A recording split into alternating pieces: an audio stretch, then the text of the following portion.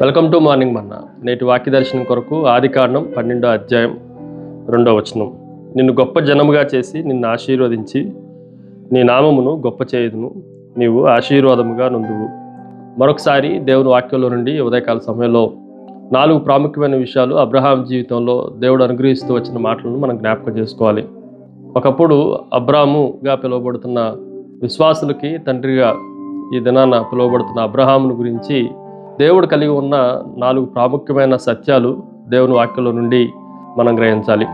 Number 1, it is A making, తయారు చేయుట, చేసి చేయుదును అన్న మాట 2 పర్యాయాలు ఆ వచనంలో కనిపిస్తుంది. నిన్ను గొప్ప జనముగా చేసి నిన్ను గొప్పగా చేయుదును. ఈ 2 మాటలను బట్టి మనం జాగ్రత్తగా ఆలోచన చేస్తే ఇంగ్లీష్ వర్షన్లో ఐ విల్ మేక్ యూ అన్న మాట కనిపిస్తూ ఉంది. దేవుడు మనల్ని సిద్ధం చేసేవాడు, తయారు చేసేవాడు. ఈ విషయాన్ని మనం జాగ్రత్తగా ఆలోచన చేస్తే ఒకప్పుడు సాధారణ జీవితాన్ని అనుభవించిన అబ్రహాము ఈరోజు విశ్వాసులందరికీ తండ్రిగా మారిపోవటం మనం గమనించాలి. ఒకప్పుడు విగ్రహారాధనకి సాదృశ్యంగా విగ్రహముల చేత ఆయన విగ్రహములు తయారు చేసుకుంటూ జీవనం సాగించిన అబ్రహాము ఇదేనా విశ్వాసులందరికీ తండ్రిగా మారటం మనం గ్రహించాలి. అలా తయారు చేసింది ఎవరు, అలాగా అబ్రహాముని రూపుదిద్దింది ఎవరు, నిర్మించింది ఎవరు అని మనం ఆలోచన చేస్తే దేవుడే చొరవ చేసుకొని ఆయన మన జీవితాలను కూడా అలాగా మార్పు చెందించగలడు.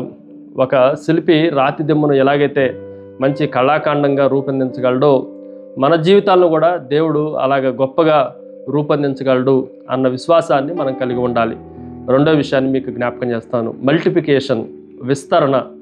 దేవుడు అబ్రహామును మాత్రమే కాదు, అబ్రహాముతో చేసిన వాగ్దానాన్ని బట్టి మనం ఆలోచన చేస్తే నిన్ను గొప్ప జనముగా చేసి, గ్రేట్ నేషన్ ఇంగ్లీష్లో కనిపిస్తూ ఉంది. అంటే ఒక కుటుంబంగా మాత్రమే కాదు, ఒక దేశంగా, ఒక నేషన్గా ఆయన మనల్ని తయారు చేసేవాడు. అబ్రహాముకి అలాంటి వాగ్దానాన్ని దేవుడు అనుగ్రహించాడు.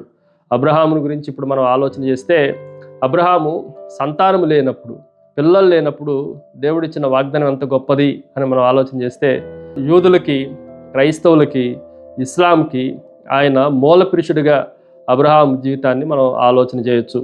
ఆయన గొప్ప జనాంగంగా అబ్రహాము సంతానాన్ని తయారు చేసిండు. భూమి మీద ఉన్న ఇస్కరేణువులతో, ఆకాశం పైన ఉన్న ఆకాశ నక్షత్రాలతో దేవుడు ఆయన సంతానముల గురించి సాదృశ్యంగా చెప్పటం మనం ఆలోచన చేయొచ్చు.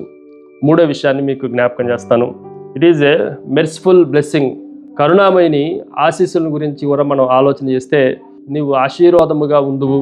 ఈ మాటలు కూడా మనం ఆలోచన చేస్తే కేవలం అబ్రహాముకి కలిగిన స్వాస్యము కానీ, అబ్రహాము కలిగిన సంతానము కానీ, రక్షణ కానీ, భూమి కానీ ఇవన్నీ అబ్రహాము సంపాదించుకోలేదు.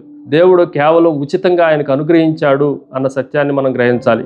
అబ్రహాము ఏదో చేసి సంపాదించుకోవటానికి వల్లపడదు, దేవుడే ఉచితంగా ఇచ్చాడు అన్న విషయాలు మనం గ్రహించాలి. 4వ విషయం, ఇట్ ఈజ్ ఏ మ్యాగ్నిఫికేషన్, గొప్ప చేయటం. నీ నామమును గొప్ప చేయుదని.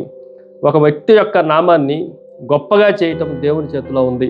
బబులోను గోపురం దగ్గర ప్రజలందరూ అనుకున్నారు, మనము పేరు సంపాదించుకుందాం రండి అనుకున్నారు. పేరు సంపాదించుకోవటం కాదు, దేవుడే మన పేరుని గొప్పగా చేయగలడు అని విశ్వసించాలి. ప్రార్థన. సకలాశీర్వాదములకు కారణభూతుడగు తండ్రి, అబ్రహాము ద్వారా మమ్మల్ని కూడా నీ సంతానముగా మీరు గుర్తించినందుకై మరొకసారి మిమ్మల్ని స్తుతిస్తూ ఆరాధిస్తూ యేసు నామమున అడిగి వేడుకొంచున్నాం తండ్రి. ఆమెన్. God bless you.